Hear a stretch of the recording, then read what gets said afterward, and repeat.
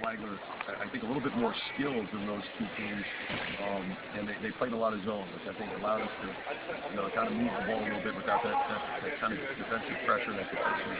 So we were able to kind of get some looks there that we haven't had in a while. We're playing at home.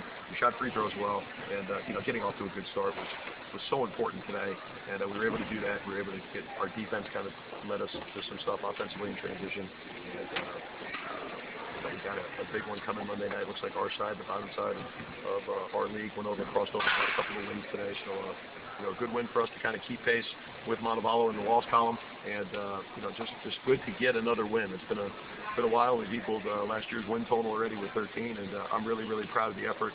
And it was certainly good to get Daryl back, and I was glad he had a chance to play today. Mike, you mentioned getting off to a good start. We made 4 of 7 threes the first half. Overall, the first half, we made 18 of 31 shots. Yeah, and again, a really good distribution in terms of our percentage with our assists to made baskets. And, 17 assists tonight on 32 baskets means we've got guys that are really sharing the ball. Joe Haytham did a really nice job with a couple of guys with 5 assists.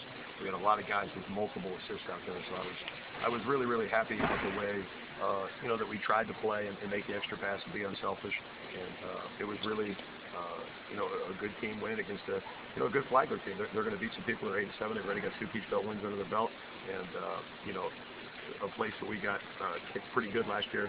We were able to kind of bounce back and get the one at home this year, and put ourselves in good position Monday night, the second of 4 straight at home. The crowds continue to be tremendous out here, and I think we started school on Wednesday, then we've got the 3-day weekend. Hopefully when the kids come back on Monday for Martin Luther King Day, as they get ready for Tuesday class, we get a really good turnout in here Monday night, and we get a little bit of rest in here to play a very determined and a very good Armstrong Atlantic team, very athletic, and it'll be at a premium that we get guys some rest, and then take our best chance in here on Monday night. Alan Arnett made 12 of 14 threes. 12 of 14 free throws, 12 of 14 from the foul line for Arnett. He made 2 of 3 threes. Overall, Allen was 10 of 16 from the field. How good was he today? Yeah, he was tremendous. And, Jamon jammed his finger in the first half. So, you look at guys, and we did have to extend Allen 38 minutes tonight, but we were able to not play guys the 37, 38. Jamon only had to play 22 tonight. Adrian was able to get down to minutes. Daryl didn't play Wednesday, so I didn't really have a problem leaving him out there. JB played a lot, but it was good to get Kevin and Josh and Bob gave us solid double-figure minutes off the bench with Darius' absence tonight. Those guys really contributed. I thought Josh played and continues to play very well. He did a tremendous job, Wednesday at Montevallo, and I think he continues to play well. He had 5 points, 3 rebounds, and 3 assists today. I thought that was his best game as a Hurricane. Mike, we've been kind of a mass unit here lately. We get a couple of guys back today, but lost another great player Wednesday at Montevallo. Yeah, Darius rolled his ankle right away in the first half and went out and got taped. And wasn't as explosive. I asked him if he wanted to play at halftime. He said, "Coach, we don't have but 7 guys. I can't leave those guys out there." So probably shouldn't have played in the second half, but he did. The ankle really swelled up on him. And again, Kerry is working double time, overtime, triple time, trying to get these guys going. And, in any league, there's going to be, Flagler's best player, the Matthews kid, just came back from a sprained MCL. Augusta's fighting.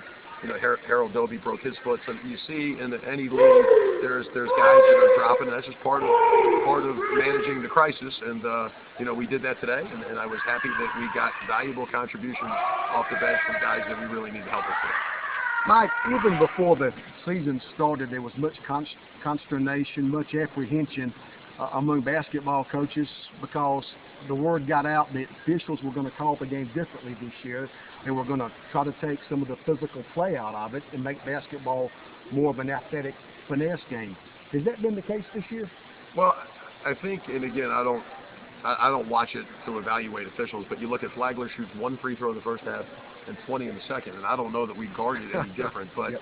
I think that those are things that the referees feel the pressure from their superiors in order to move on, and part of the criteria to advance in postseason is going to be, how you call those hand checks and how you call. So I think there's a lot of scrutiny on those guys, and it makes it tough on them, to maintain that consistency. And then, there were a couple that, gosh, you could have called one every time then. So, I don't think it's been a whole lot different, to be honest with you. But there's been certain games or halves where you feel like, okay, this wouldn't have been called like this last year. I thought Wednesday night at Montevallo, guys were wailing away like we always do, and then today in the second half, it just looked like there was a very, very slow, grinding, free throws one way, free throws the other in the second half. But that's just, that's their interpretation, and again, they're good at what they do, and they spend an awful lot more time preparing and training, to get it right than I can sitting over here and trying to evaluate them quickly.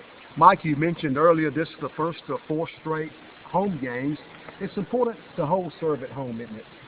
It's beyond important, and to lose like we did at Francis Marion last Sunday night, that was that was difficult. That was probably the hardest loss we've had here in a while. And you get so close at Montevallo, and that's why it really crystallizes how important it is to win at home, because you're going to go on the road and games are going to come down to the wire, and when you don't get that one, that's okay. You put yourself in a position where you had to leave with 6 minutes to go, couldn't hang on, but it really, I think, put more emphasis on the fact that we lost Sunday. You go on the road, you take your chances, and you look for a split. You just got to know at home, you got to be able to put those in the left-hand column, and we were able to do that today. And again, that's how you want to play at home. We got the lead right away, double figures once we got it there, it never got within it, and we were able to play a lot of guys. It's been said that if you win all your home games and play 500 in conference on the road, you're right in the thick of it. Going to have a great year, and we were talking the other day. We were going into the Montevallo game. We were 7-0 on the road overall, and played our guts out on Wednesday night. Had a chance. So we've lost 2 at home. We lost to Fort Valley right before the break. We lost to Francis Marion at home. So we've got to do a little bit better job here. And we seem, for whatever reason, to bring a much greater sense of urgency, a sense of focus on the road than sometimes we do here. And I saw that today. That's how we kind of started the Montevallo game Wednesday with great purpose and great focus. And I thought we did that tonight. And having Daryl in there defensively, just his size and his length and his feel defensively really helped us tonight.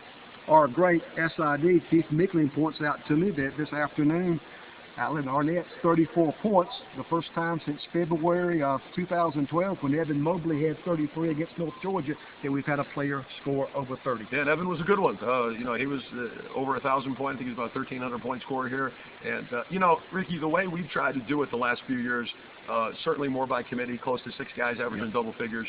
And, tonight Allen had it rolling, but the thing I'm most proud of, he had 34 points on 16 shots. So it wasn't like he's taken 30 shots to get there. And we really believe and have recruited to get guys that are unselfish. And I think you look at tonight, how many guys had multiple assists. And, tonight it was Allen's night to score. And, one night it might be Jamon's again. He led us in scoring the other night.